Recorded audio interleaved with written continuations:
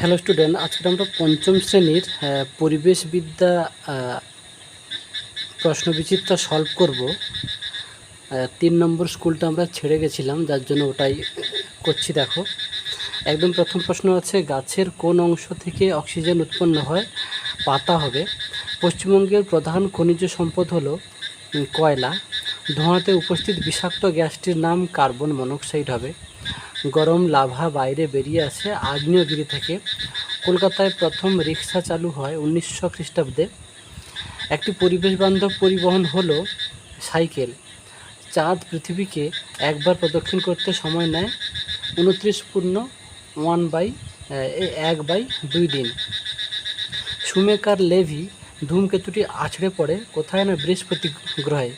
সূর্যের জন্মের প্রায় এটা 450 বছর, কিন্তু বইতে দেখবে 500 বছর আছে। তো অপশানে 500 নেই, তাই 450কে উত্তর দিলাম।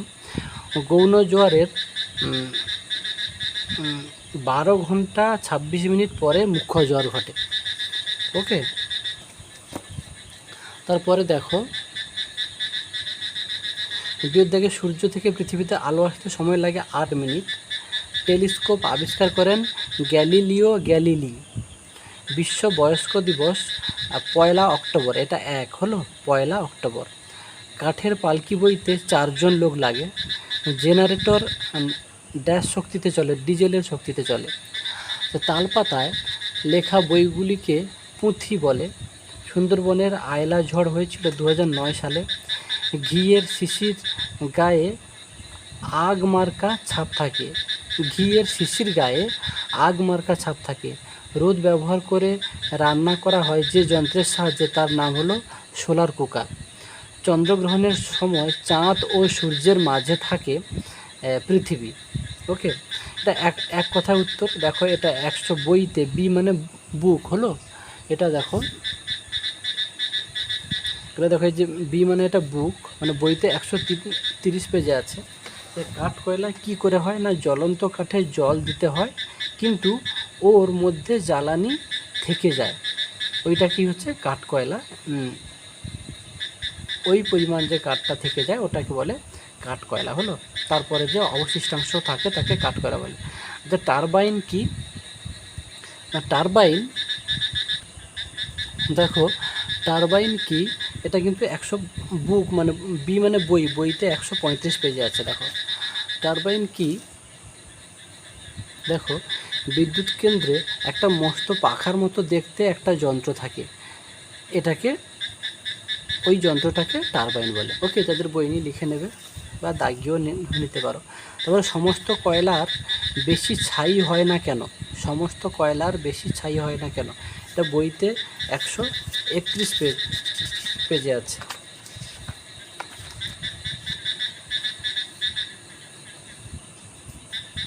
দেখো এইটা উত্তর।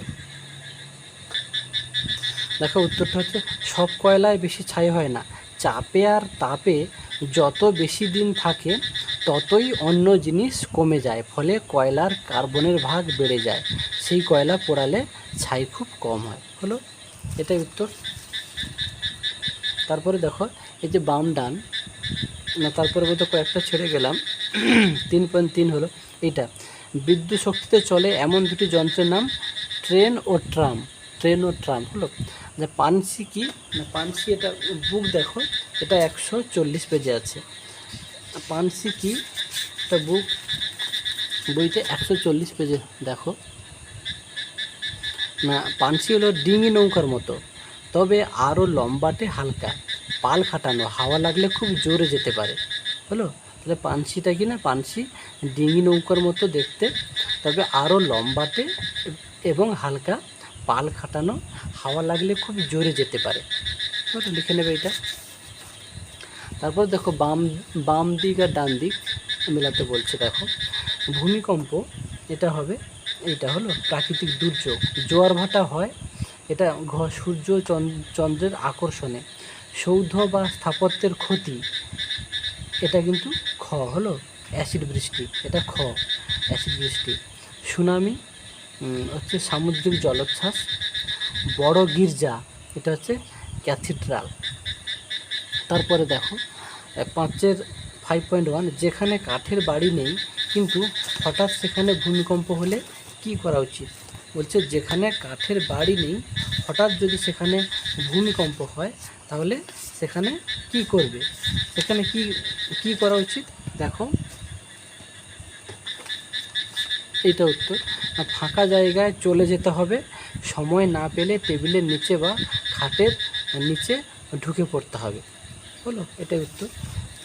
তারপর বলছে আবহাওয়ার পূর্বাভাস কাকে বলে? দেখো এটা এই যে আছে 161 পেজ।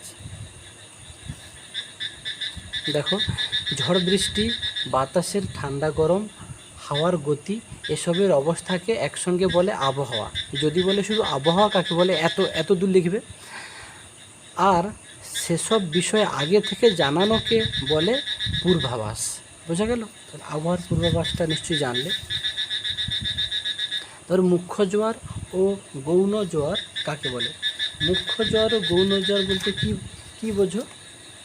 দেখো এটা আছে আমাদের 131 পেজ।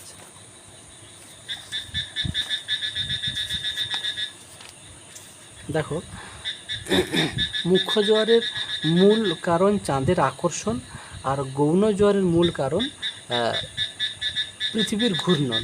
হলো, এটাই লিখলে হবে। মুখ্য জোয়ারের মূল আকর্ষণ, মুখ্য জোয়ারের মূল কারণ চাঁদের আকর্ষণ, আর গৌণ জোয়ারের মূল কারণ পৃথিবীর ঘূর্ণন। তার কারণটা নিশ্চয়ই পেলে। সমাজভিত্তিক বন, সমাজভিত্তিক বন কাকে বলে? এটা তোমাদের 123 পেজে আছে। দেখো এই যে দেখো লোকালয়ের মাঝেই এইসব ছোট ছোট বন হচ্ছে, এগুলোকে বলে সমাজভিত্তিক বন। মানে লোকালয়ের মাঝে যেসব ছোট ছোট বন দেখা যায় ওই বনগুলোকে বলে সমাজভিত্তিক বন। ওকে, এভাবে লিখে দিতে হবে। তারপরে দেখো কক্ষপথ কি? কক্ষপথ কি এটা তোমাদের বইয়ের 168 পৃষ্ঠাতে আছে। কক্ষপথ কি দেখো, এই দেখো পৃথিবী যে পথে সূর্যের চারিদিকে ঘোরে তাকে পৃথিবীর কক্ষপথ বলে। একটু সাজিয়ে লিখে নেবে, হ্যাঁ। আর চাঁদ যে পথে পৃথিবীর চারিদিকে ঘোরে তাকে চাঁদের কক্ষপথ বলে। এই দুটোকে একসঙ্গে এরকম করে লিখে নেবে। তারপরে দেখো রাস্তায় বেরোলে তুমি কি সাবধানতা অবলম্বন করবে? এটা 100।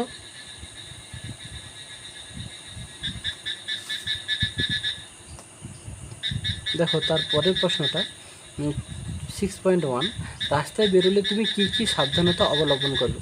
আচ্ছা এইগুলো ভিডিওতে একটু বোধহয় উঠতে অসুবিধা হয়েছিল, পেজ নম্বরগুলো দেখিয়ে দিয়েছি, তোমরা মিলিয়ে নেবে। ওকে, রাস্তায় বেরোলে তুমি কি সাবধানতা অবলম্বন করবে?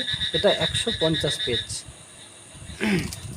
দেখো একদম সুন্দর করে বইতে দেওয়া আছে, রাস্তায় বেরোলে তুমি কি সাবধানতা অবলম্বন করবে। গাড়িতে বসার সময় সিট বেল্ট ব্যবহার করবে, সিগন্যাল দেখে রাস্তা পার হবে, জেব্রা ক্রসিং বরাবর রাস্তা পার হবে।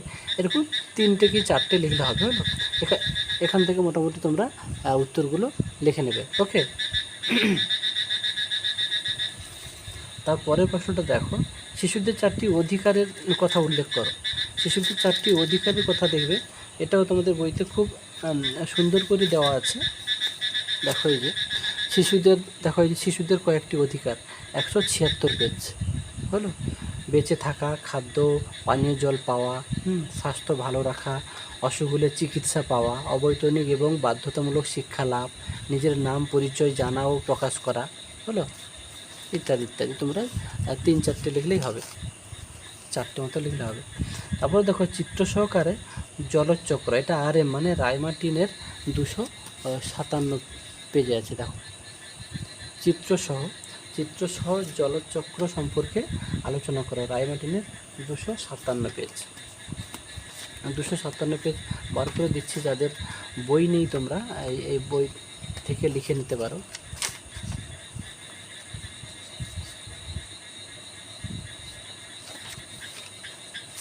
জলচক্রটা কিন্তু আগে ছিল, হ্যাঁ, আগের সেটেও কিন্তু ছিল। এই যে এই চিত্রটা দেবে আর এই উত্তরটা তোমরা কিন্তু স্ক্রিনশট মেরে নেবে, নাহলে ভিডিওটাকে স্টপ করে লিখে নেবে। ওকে, তারপরে যেটা ছিল দেখো, জীবাশ্ম জ্বালানি বলতে কী বোঝো, 254 পৃষ্ঠা, এটাও রায়মার্টিনে আছে, 254 পৃষ্ঠা জীবাশ্ম জ্বালানি। দেখো এটাও দেখো আগের কোনো না কোনো সেটা ছিল, এই যে জীবাশ্ম জ্বালানি। যাদের বই নেই, এটাও ভিডিওটা থামিয়ে দিয়ে তোমরা এই উত্তরটা এখান থেকে এত দূর দেখে দেখে লিখে নেবে, আর যে কোনো একটা উদাহরণ দেবে। ওকে, তারপরে দেখো সূর্যই সব শক্তির উৎস, এটা কিন্তু 327 পেজ। সূর্যই সব শক্তির উৎস, এটা 327 পেজে। দেখো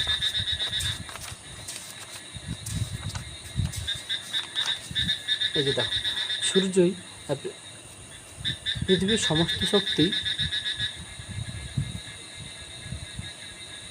এই উত্তরটা হলো পৃথিবীতে সমস্ত শক্তির উৎসই সূর্য হলো, আর সূর্যই সব শক্তির উৎস। দুটোই কিন্তু একই, বা সৌরশক্তির গুরুত্ব, এগুলো সবগুলো কিন্তু একই।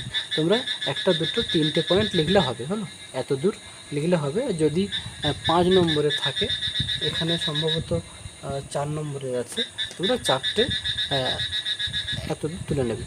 ওকে, এই পর্যন্ত মোটামুটি। এই তৃতীয় স্কুলটা আমরা ছেড়ে গেছিলাম, আমরা এটাও দিয়ে দিলাম, পরের ভিডিওতে বাকি স্কুলগুলো দেবো। ওকে।